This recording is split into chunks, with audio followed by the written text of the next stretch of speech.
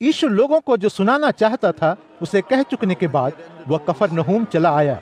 वहाँ एक सेना नायक था जिसका दास इतना बीमार था कि मरने को पड़ा था। वह सेवक उसका बहुत प्रिय था। सेना नायक ने जब यीशु के विषय में सुना तो उसने कुछ बुजुर्ग यहूदी नेताओं को यह विनती करने के लिए उसके पास भेजा कि वह आकर उसके सेवक के प्राण बचा ले।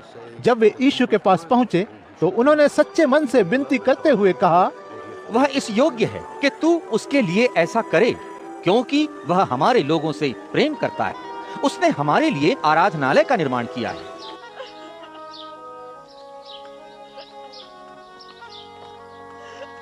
सो यीशु उनके साथ चल दिया। अभी जब वह घर से अधिक दूर नहीं था, उस सेना नायक ने उसके पास अपने मित्रों को यह कहने के लिए भेजा, हे प्रभु, अपने को कष्ट मत दे, क्योंकि मैं इतना अच्छा नहीं हूँ कि तू मेरे घर में आए। इसीलिए मैंने तेरे पास आने तक की नहीं सोची, किंतु तू बस कह दे और मेरा सेवक स्वस्थ हो जाएगा। मैं स्वयं किसी अधिकारी के नीचे काम करने वाला व्यक्ति हूँ और मेरे नीचे भी कुछ सैनिक हैं। मैं जब किसी से कहता हूँ जा तो वह चला जाता है, और जब दूसरे से कहता हूँ आ तो वह आ जाता है, और जब मैं अपने दास से कहता हूँ यह कर तो वह उसे ही करता है। यीशु ने जब यह सुना तो उसे उस पर बहुत आश्चर्य हुआ। जो जनसमूह उसके पीछे चला आ रहा था उसकी तरफ मुड़कर यीशु ने कहा, मैं तुम्हें बताता हूँ, ऐसा विश्वास मुझे इस्राएल में भी कहीं नहीं मिला। फिर भेजे हुए वे लोग जब वापस घर पहुँचे तो उन्होंने उस सेवक को निरोग पाया।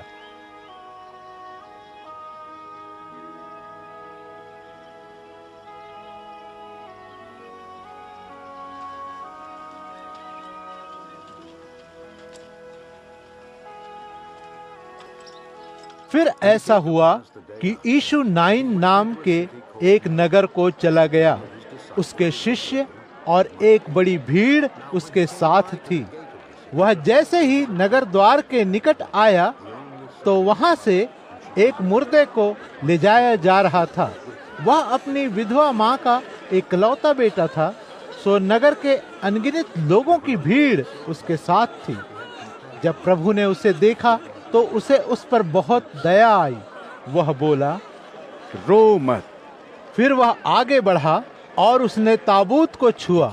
वे लोग जो ताबूत को ले जा रहे थे निश्चल खड़े थे। यीशु ने कहा, नवयुवक, मैं तुझसे कहता हूँ, खड़ा हो जा। सो वह मरा हुआ आदमी उठ बैठा और बोलने लगा।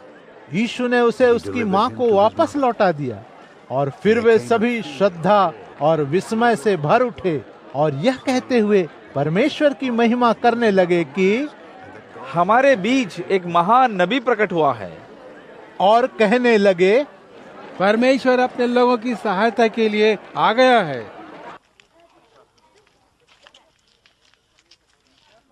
यीशु का यह समाचार यहूदिया और आसपास के गांवों में सब कहीं फैल गया। इन सब बातों के विषय में यूहन्ना के अनुयायियों ने उसे सब कुछ जा बताया। सो यूहन्ना ने अपने 2 शिष्यों को बुलाकर उन्हें प्रभु से यह पूछने को भेजा, क्या तू वही है जो आने वाला है, या हम किसी और की बाट जो है?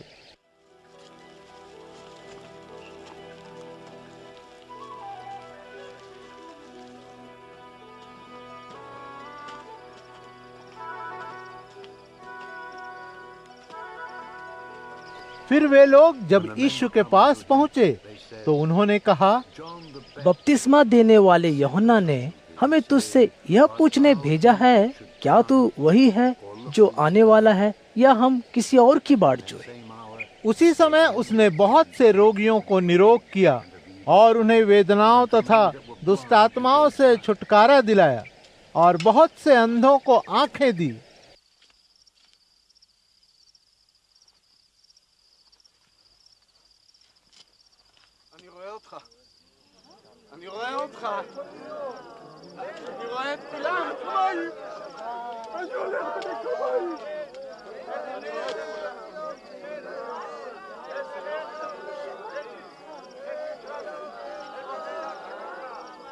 फिर उसने उन्हें उत्तर दिया, जाओ और जो तुमने देखा है और सुना है उसे यूहन्ना को बताओ।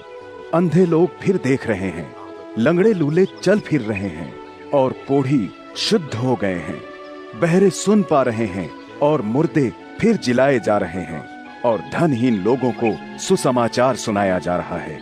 वह व्यक्ति धन्य है जिसे मुझे स्वीकार करने में कोई समस्या नहीं।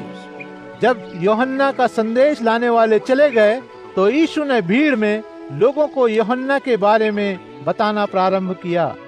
तुम बियाबान जंगल में क्या देखने गए थे? क्या हवा में झूलता कोई सरकंडा? नहीं। फिर तुम क्या देखने गए थे? क्या कोई पुरुष जिसने बहुत उत्तम वस्त्र पहने हो? नहीं। वे लोग जो उत्तम वस्त्र पहनते हैं और जो विलास का जीवन जीते हैं वे तो राजभवनों में ही पाए जाते हैं। किंतु बताओ, तुम क्या देखने गए थे? क्या कोई नबी? हाँ, मैं तुम्हें बताता हूँ कि तुमने जिसे देखा है वह किसी नबी से कहीं अधिक है। यह वही है जिसके विषय में लिखा गया है, देख, मैं तुझसे पहले ही अपना दूत भेज रहा हूँ, वह तुझसे पहले ही राह तैयार करेगा। मैं तुम्हें बताता हूँ कि किसी स्त्री से पैदा हुओं में यूहन्ना से महान कोई नहीं है, किंतु फिर भी परमेश्वर के राज्य का छोटे से छोटा व्यक्ति भी उससे बड़ा है। तब हर किसी ने, यहाँ तक कि कर वसूलने वालों ने भी यूहन्ना को सुनकर उसका बपतिस्मा लेकर यह मान लिया कि परमेश्वर का मार्ग सत्य है। किंतु फरीसियों और व्यवस्था के जानकारों ने उसका बपतिस्मा न लेकर उनके संबंध में परमेश्वर की इच्छा को नकार दिया। तो फिर इस पीढ़ी के लोगों की तुलना मैं किससे करूं कि वे कैसे हैं? वे बाजार में बैठे उन बच्चों के समान हैं जो एक दूसरे से पुकार कर कहते हैं, हमने तुम्हारे लिए बांसुरी बजाई पर तुम नहीं नाचे, हमने तुम्हारे लिए शोक गीत गाया पर तुम नहीं रोए।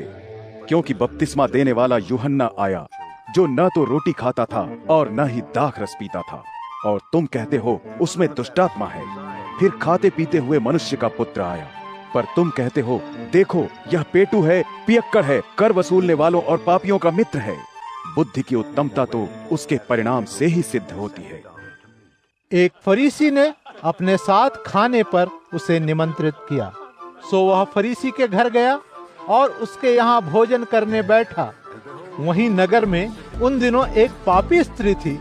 उसे जब यह पता लगा कि वह एक फरीसी के घर भोजन कर रहा है, तो वह संगमरमर के एक पात्र में इत्र लेकर आई। वह उसके पीछे उसके चरणों में खड़ी थी। वह रो रही थी। अपने आंसुओं से वह उसके पैर भिगोने लगी। फिर उसने पैरों को अपने बालों से पोंछा और चरणों को चूमकर उस पर इत्र उंडेल दिया। उस फरीसी ने, जिसने यीशु को अपने घर बुलाया था, यह देखकर मन ही मन सोचा, यदि यह मनुष्य नबी होता तो जान जाता कि उसे छूने वाली यह स्त्री कौन है और कैसी है। वह जान जाता कि यह तो पापिन है। उत्तर में यीशु ने उससे कहा, शमौन, मुझे तुझसे कुछ कहना है। वह बोला, गुरु कह। यीशु ने कहा, किसी साहूकार के 2 कर्जदार थे। एक पर उसके 500 चांदी के सिक्के निकलते थे और दूसरे पर 50। क्योंकि वे कर्ज नहीं लौटा पाए थे, इसलिए उसने दया पूर्वक दोनों के कर्ज माफ कर दिए। अब बता, दोनों में से उसे अधिक प्रेम कौन करेगा?